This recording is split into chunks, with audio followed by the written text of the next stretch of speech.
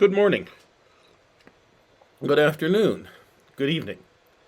Whatever time zone you're in, whether you're watching this at the scheduled time or whether we are watching this on delay, this is DeLong Today, in which Brad, that's me, holds forth on where economics, political economy, and politics currently collide.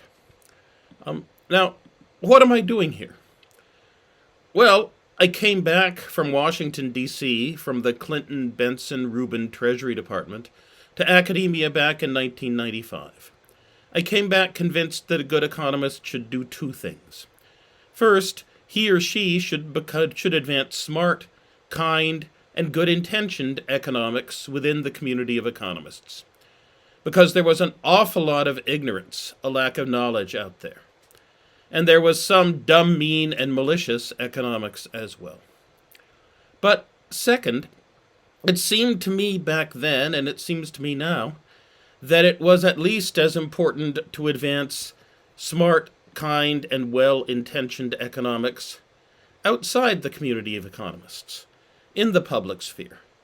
For out in the public sphere, it seemed to me, ignorance was much greater, and the balance between smart, kind, and good economics on the one hand, and dumb, mean, and malicious economics on the other was much worse, and much more in need of repair. And so I started on the career path that has led me to many interesting places, and thus it has led me here. I promise that I am not going to BS you. That is, you are my students, my colleagues, my teachers.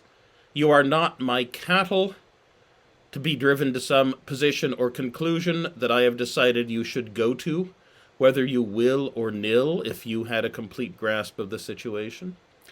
I hope to teach, I hope to learn, I hope to provoke thought, I hope to think, I hope to provoke reflection, I hope to reflect. There is great uncertainty, there is great ignorance, even, or is it especially, among the smart, the kind, and the good. I promise to set out what I think the live possibilities are, and why. And while I cannot promise to listen, I can promise to try to listen. Let's get political today. I hasten to say that I would really rather not live in a world in which I felt impelled to become explicitly political much of the time.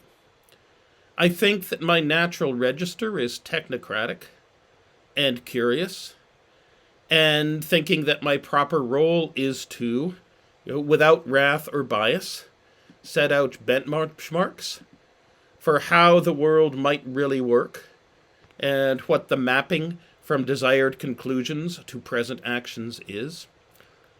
But at the moment, and truth be told, for a decade and a half now, I have, more often than not, felt as though, with respect to my attitudes and beliefs as to what I should be doing with my time, I freely confess that I have not controlled events, but rather events have controlled me.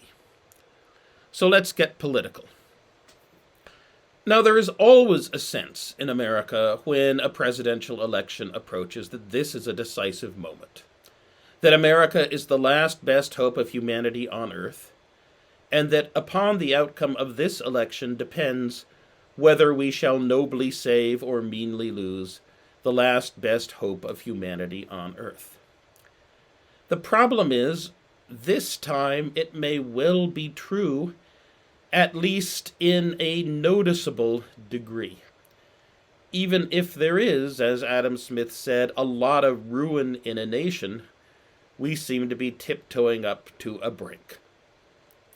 Now, I really am one of those who thinks the world is a much better place now, because of the United States and the role it has played since, say, Abraham Lincoln signed the Emancipation Proclamation on January 1st, 1863, and so refounded America as not the country that kept trying to drown its government in the bathtub so that the people could be free from bureaucrats and taxes on tea, but rather as a country that knew in its bones that none of us could be securely free unless everyone was securely free.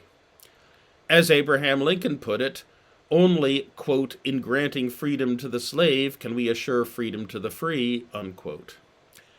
Imperfectly, disastrously, dishonorably, worse than dishonorably. As Martin Luther King Jr. said, America has given the Negro people a bad check, which has come back marked insufficient funds. And hypocritically. But Donald Trump and his enablers are not hypocritical. They do not attempt to hide their belief that some American citizens are much, much, much more lower and unequal than others. And although it is often said that hypocrisy is the tribute that vice pays to virtue, that tribute is a very valuable thing. Its loss, would be a disaster. And we can see that disaster. We can see that disaster not all that far down the road from us here. As Republican never-Trump public intellectual David Frum says, quote, Trump wants a military that acts as his own personal goon squad. Trump's present anger against the military senior command arises from his outraged discovery that the U.S. military is loyal to the U.S. government, to the Constitution, and not to Donald J. Trump personally. That's what this is about. Trump wants a military that will shoot protesters to clear the streets for his photo ops. Now, this is a rock-ribbed Republican, a former George W. Bush speechwriter, someone who punched the ticket behind every single Republican cause until somehow he refused to get on the Obama birther and Obama Antichrist trains and found himself to be the victim of the Republican system. The person who was ostentatiously disowned or dismissed from his positions at the American Enterprise Institute and elsewhere to demonstrate that kind of loyalty was supposed to be your job one. And he is warning us. Take this warning seriously, and I think take this warning very literally as well. Now, for me, the astonishing thing for me is that the forthcoming presidential election even hangs in the balance at all. Right, you can understand Hillary Rodham Clinton's defeat in 2016. First of all, she does have a 3 million popular vote edge. Second, there were an awful lot of people, from James Comey at the FBI to Dean Emails Baquet and Maureen Donald the Dove at the New York Times, to Mitt Romney and Susan Collins, who really thought that Trump would make an absolutely awful president, but who also thought that Hillary Rodham Clinton had it in the bag, so that they could cut away at her position with glee, so as to set themselves up for more prominent careers and easier lives after she became president. There were lots of people who thought that. And then there were people who thought that the rich tax cuts for the rich and federal judges hostile to civil rights plaintiffs and criminal defendants, that those are very valuable things that Trump would get them, and worth the incompetence, the idiocy, and the racism. And now, of course, we have Federalist Society honcho Steve Calabresi, chief of the We Need More Right-Wing Judges movement. He is now explicitly calling Trump fascistic. And there were those who thought that Trump would be a Sam's Club Republican, who sincerely cared about and would do things for semi-rural manufacturing workers. And there were those grifting priests, those grifting ministers attached to the mammon of unrighteousness, of whom America has long had more than its share, who told their congregations that God had chosen Trump as Messiah, in the sense that God had earlier chosen non-Jew Cyrus of Persia as small m Messiah to rescue the people Israel from captivity in Babylon, refound the nation, and rebuild the temple, that told their congregations that God had chosen Trump and they should fall into line. But now, maybe you liked the tax cut. Maybe you thought it was good for America. Maybe you believed John Cogan, Douglas Holtz-Eakin, Glenn Hubbard, Larry Lindsey, Harvey Rosen, John Taylor, Robert Barrow, Mike Boskin, George Shultz and company, when they predicted the Trump-McConnell-Ryan tax cut would induce a great wheel in America's spending and what America spent money on. A great wheel away from consumption spending and toward investment spending, capital accumulation, and faster economic growth. Maybe you believed them when they predicted that 2018-2019 would see spending in America rise by an extra $800 billion a year. That would permanently boost economic growth by 0.4 percentage points per year. Did not happen. Was not going to happen. Maybe you believed them, but you shouldn't have. Now, I wasn't surprised that Cogan, Holtz-Eakin, Hubbard, Lindsey, Rosen, Taylor, and Barrow took whatever credibility they had as analysts and forecasters and set it on fire, predicting this enormous wheel in spending toward investment. I admit I was surprised by Boskin and Schultz. Shame on you, Mike. Shame on you, George. And the only one of them I have ever seen give an explanation or an account of where the extra investment and growth that was supposed to show up after December 2017 went to, that was Doug Holtz-Eakin, who said the tax cut boosted investment, but it boosted investment by as much as Trump's ill-considered decisions to fight and lose trade wars depressed investment spending. I cannot believe he has done any math to support that claim. And in any event, all I can think of in response is, heck of a job, Doug. Heck of a job choosing which presidential candidate to support. Whether it is the inability to assemble a coalition of allies so he could avoid losing his trade war, whether it is more than 200,000 dead from coronavirus. Japan has 1,400, 1/50th much per capita. Whether it is the constant bombardment of lies, the truly bizarre crush on the North Korean dictatorship, the very strange subservience of Trump foreign policy to whatever the current interests of the chaos monkey in the Kremlin appears to be, whatever hopes or non-negative expectations anyone might have once held about a Trump presidency. Who holds them now? And I don't think that Trump's chances now are boosted by what boosted them 4 years ago. I don't think anybody now thinks that Joe Biden has it in the bag.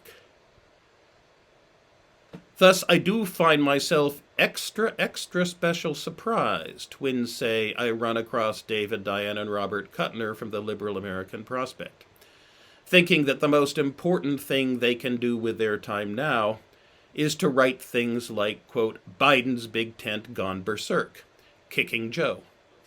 Why? For having people whom Bob and David do not like on his staff. For having people like the highly competent and effective Anita Dunn, Jennifer Hillman, Miriam Shapiro working for him. Trying to set yourself up for a more prominent role in 2021, David and Bob, without caring what risks you are thereby making the rest of the world and the rest of us run. Not a good look. And yet 52% of white men say they will vote for Donald Trump, compared to 41% to Joe Biden. 58% of white men making between $50,000 and $100,000 a year say they will vote for Donald Trump. Admittedly, only 52% of voters say they think the country's headed in the right direction. But the 36% who say it's headed in the wrong direction think Trump is driving manfully against the tide. And while 55% of white men may think Trump is corrupt and dishonest, they do at some level think that, well, Cyrus of Persia was corrupt and dishonest as well. And then there is the voter suppression. That William Rehnquist's role back in 1964 as the chief person in Arizona responsible for trying to make sure as few as possible black people voted. That was never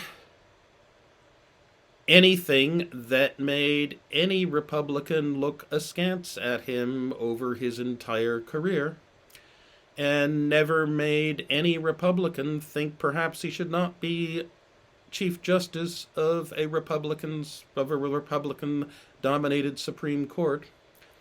And things have only gotten worse as far as the rights of those the current Republican oligarchy thinks of as the wrong people to actually vote since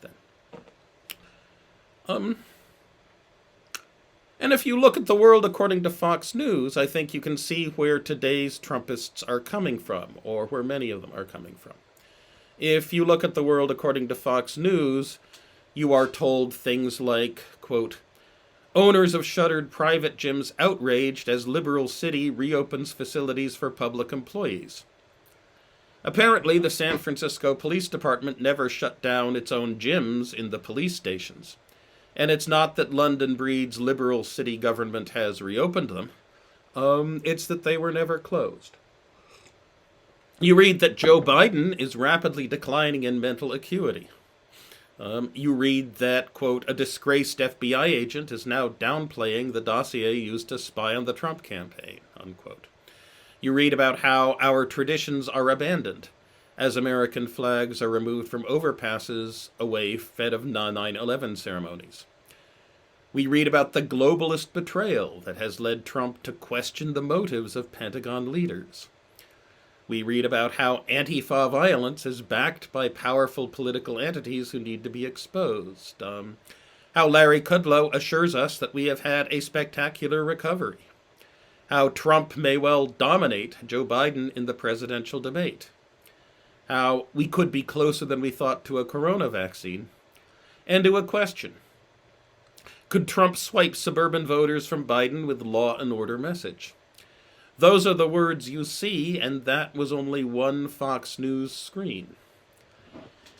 And if you believe that Fox News is trying to inform you about the world, rather than say if you believe Fox News is trying to grift you by scaring the piss out of you, gluing your eyeballs to its screen, and then selling you fake diabetes cures and overpriced gold funds, then that world in which Trump is a necessary evil is the world you see.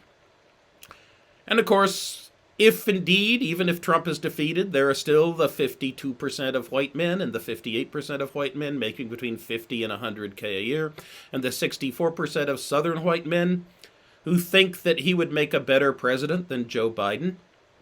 Tom Cotton or Josh Hawley may well be the Republican presidential nominee in 2024. And their worldview, that the promise of America is being robbed from them by non-white enemies within and without, from George Soros on down, will still have an awful presence in the mind of America. And these numbers are, as the very sharp Joe Trippi pointed out to yet another Zoom group I was in back on Labor Day, I think it was, extraordinarily stable. In past presidential elections, people change their minds. And even people who don't change their minds become more or less enthusiastic about showing up, about their candidate. So they become more or less willing to say, yes, this is my candidate, rather than undecided. This time, people have made up their minds, and no information coming down the pike, because no strange and disconfirming information is trusted, leads to any significant reevaluation of the candidates, not even a temporary one. This year, for the first time, there was not even a convention bump. So this time it really is what the voters say, minus what voters are suppressed and what ballots are ignored.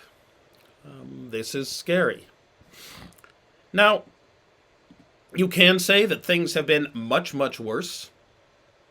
In 1912, for example, the United States elected a president, Woodrow Wilson, who was against not just African Americans, but Chinese Americans. Chinese Americans whose, quote, abhorrent social arrangements and filthy habits of living made them local nuisances. Woodrow Wilson was against not just Chinese Americans, but the Italians, Hebrews, and Slavs who were poverty-stricken, who were neither disposed nor able to make their way to become a proper part of America. Admittedly opposed to Woodrow Wilson were people like Theodore Roosevelt, inviting Booker T. Washington to dinner at the White House and stating that just as all Christians were children of Abraham by adoption, all Americans were children of the Mayflower by adoption, were as good as wasps. But that was not the way the tide was running in the 1910s and the 1920s. The 1920s KKK revival was anti-black first, but anti-Catholic a narrow second. And America survived. Although the African-American middle class did not revive for more than half a century. And even though the Klan was riding high again in the 1920s on the coattails of the movie Birth of a Nation, by the 1930s it was embarrassing to have been in the Klan in the 1920s. Well, embarrassing outside of the South, and outside of Indiana, and outside of Orange County, California. America recovered, and in fact began the walk toward at least the Democratic Party's 1948 abandonment of states' rights, for human and civil rights. But the very stability of the Trump vote, in spite of everything Trump daily does to try to erode it, suggests that this time things may be different. Let me refer once again to David Frum, whose pinned Twitter tagline has long been, quote, "When this is all over, nobody will admit to ever having supported it." I think he's wrong. I think the Trump was stabbed in the back legend will be for the 2020s what the Confederate lost cause was to the 1890s, that it was all the fault of James Longstreet, who refused to obey Robert E. Lee's commands with sufficient alacrity on the second day at Gettysburg, and refused to push George Pickett to charge early enough and fast enough on the third day. There will, after all, be a great deal of money to be made by feeding the prejudices and reinforces the worldview of those who will, if we are lucky, merely analogize Trump's 2020 presidential campaign to the charge of Pickett's division at the Battle of Gettysburg, and to say if only Longstreet had gotten people into place earlier, things would have been different. For there is a lot of money to be made by selling them, overpriced gold funds and fake diabetes cures. Remember, the Trump base likes it, approves, when Trump says something like, quote, I can tell you I have the support of the police, the support of the military, the support of the bikers for Trump. I have the tough people. But they don't play it tough until they go to a certain point, and then it would be very bad, very bad. So from all of this, I reach three conclusions, which lead to three action items for you. First, vote, and more than vote. Work for and contribute to your chosen candidate. Think hard about who your candidate should be, and then make a choice, and make a real choice. You are hiring somebody to be your manager for America. You are not making a performative political, intellectual, ideological demonstration. And tell your friends, acquaintances, and those you simply run into in the grocery store, properly socially distanced, I hope, who your candidate is and why you think they would make the best president for America that might elect in 2020. And do listen to what you hear in reply. This advice of mine to vote, work for and contribute, argue for and advocate, and listen applies even more, I think, to those of you who are happy and are going to vote for Donald Trump than to the majority of my likely audience. Now, we on the Trump is a disaster side try very hard to understand you, and you owe it to us and to yourselves to try to understand us and persuade us, and who knows, you might succeed. Although the fact that of all the other people in the world, only the Russian and the North Korean governments seem happy with the Donald J. Trump administration, this makes me think that's not terribly likely. But it is on the existence and development of a rational sphere of public discussion, debate, and decision. It is on the existence that America's future as a good and exceptional nation rests. If we don't have that, then, if we can't make democracy reasonable and rational and work, then even if Trump is decisively defeated and Trumpism vanishes, we will not have much to show or say for ourselves. It was back in 2015 that senior Chinese technocrat Min Zhu asked me completely seriously, "What are you Americans going to do to fix your broken political system?" As long as we have the political system we have working the way we have, it's a very good and a very valid question. Second, do not base your career prospects on, do not make financial or economic decisions about, do not invest, expecting a rapid economic recovery this fall. Yes, there's a bounce back from the second to the third quarter. Yes, Larry Kudlow may well tell you that we have already had a spectacular economic recovery. But as my daughter told me back in 2010, back in the days when it was Barack Obama and Tim Geithner and the Obama administration who were talking in a similar vein of recovery summers and green shoots, such a statement evidences an excessive reliance on the second derivative and a neglect of both first derivatives and levels. Right now, people are hoarding a lot of cash for spending when they think they can do things again without running a substantial risk of catching the coronavirus.